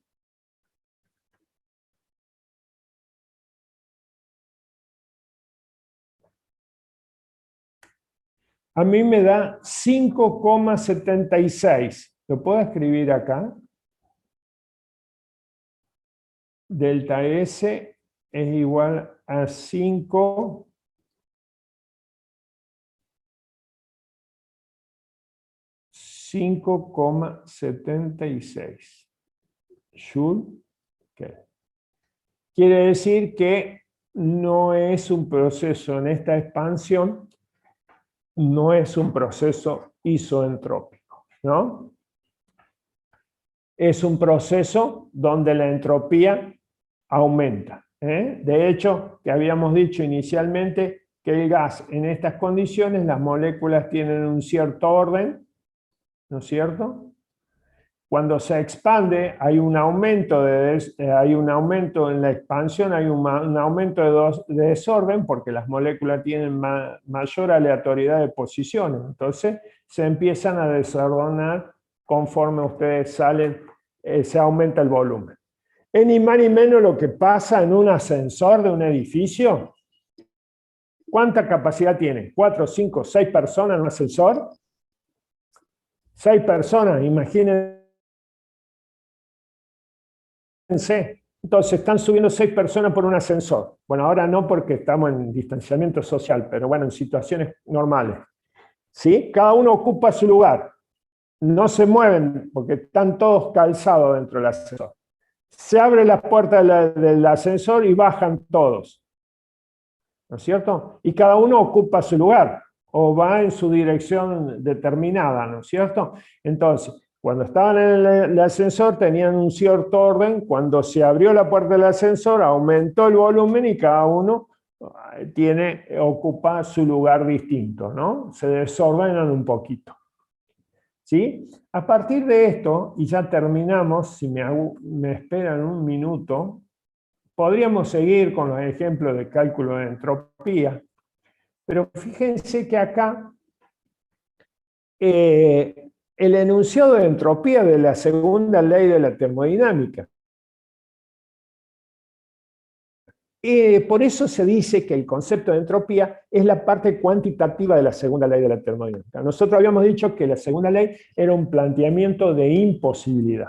Pero bueno, la parte cuantitativa es a través del concepto de entropía. El enunciado de entropía de la segunda ley de la termodinámica dice: la entropía del universo aumenta. Fíjense que dice eso: la entropía del universo aumenta en todos los procesos reales. ¿Está bien? No puede haber un proceso en el que la entropía disminuya y si se incluyen todos los sistemas que participan en dicho proceso. La entropía del universo o bien aumenta o se mantiene constante. No hay otra posibilidad. No hay una disminución de entropía cuando se incluyen todos los sistemas que participan en el proceso. Por ejemplo, en la máquina de Carnot, si nosotros consideramos, si me permiten un minutito, discúlpenme que me voy a pasar. Si nosotros consideramos la máquina de Carnot, por ejemplo, acá nosotros, si consideramos la máquina,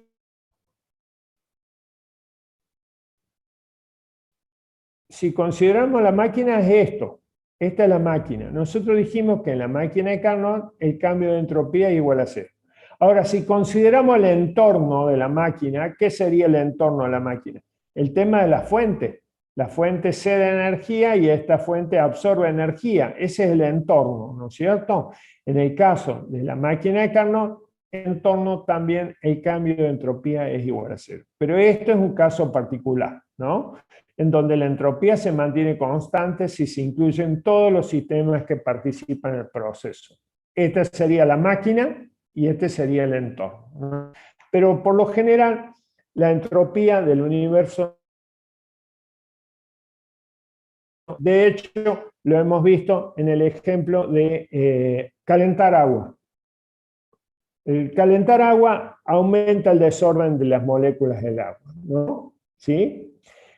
A medida que el universo se va degradando, esto significa que ha perdido la oportunidad de aprovechar parte de la energía para realizar trabajo. ¿Qué quiere decir? Que conforme la entropía aumenta, el universo se va degradando.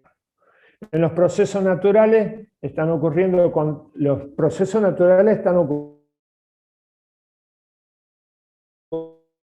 naturales son irreversibles, como el crecimiento de la planta, ¿no es cierto? O la muerte de un perro, lo que sea, ¿no? Son irreversibles. Entonces, si son procesos irreversibles, la entropía aumenta. Llegará un día donde dice, conforme el aumento de entropía, el universo se degrada y las temperaturas tienden a uniformizarse. Y cuando se uniformicen las temperaturas, se va a perder la posibilidad de realizar trabajo mecánico o trabajo útil, ¿no es cierto? ¿Sí? Y los procesos biológicos, químicos o físicos habrán cesado por completo. ¿Sí? A esto se le denomina la muerte térmica del universo. Bueno, resumen y terminamos. La segunda ley de la termodinámica dijimos que era un planteamiento de imposibilidad.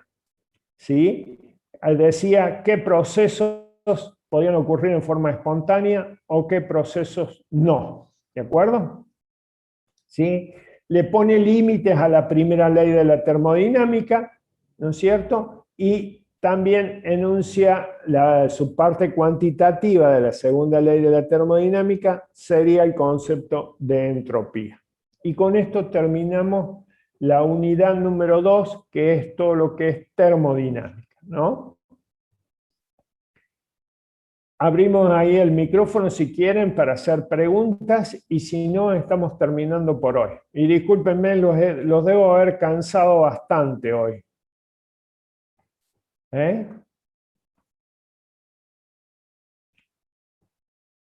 Sí, volvemos a máquinas térmicas. Fernanda. Acá. ¿Querés que limpie un poquito ahí? Uy, se me fue.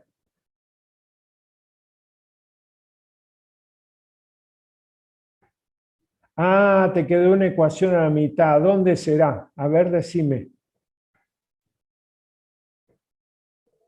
¿Bajo? Más arriba.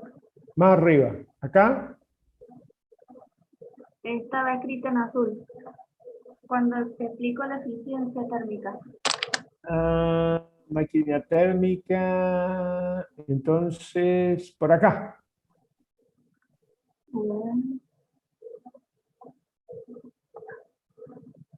Antes de Carnot.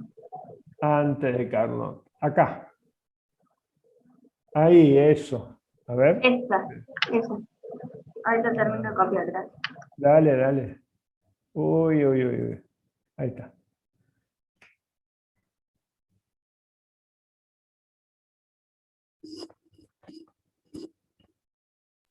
Y, profe, mientras copia, al final una expansión libre de un gas no sería isotrópico, No es o sea, isentrópico. entrópico. No es Obviamente. isentrópico. Aumenta el volumen, aumenta el desorden de las moléculas del gas. Esta, muchas gracias. De nada. Bueno, muy bien. Preguntas y si no, que pasen un muy buen fin de semana. Cuídense mucho. Está difícil el virus. Y bueno, nos vemos el próximo viernes, si Dios quiere. Nos vemos, profe, buen fin de... Igualmente, buen fin de, que les vaya bien. Chao, chao, chicos. Que descansen.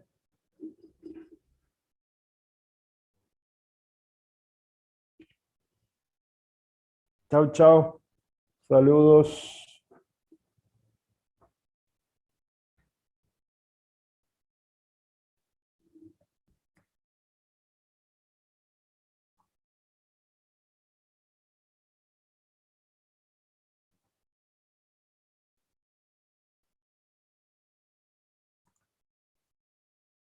Chao, que les vaya bien, suerte.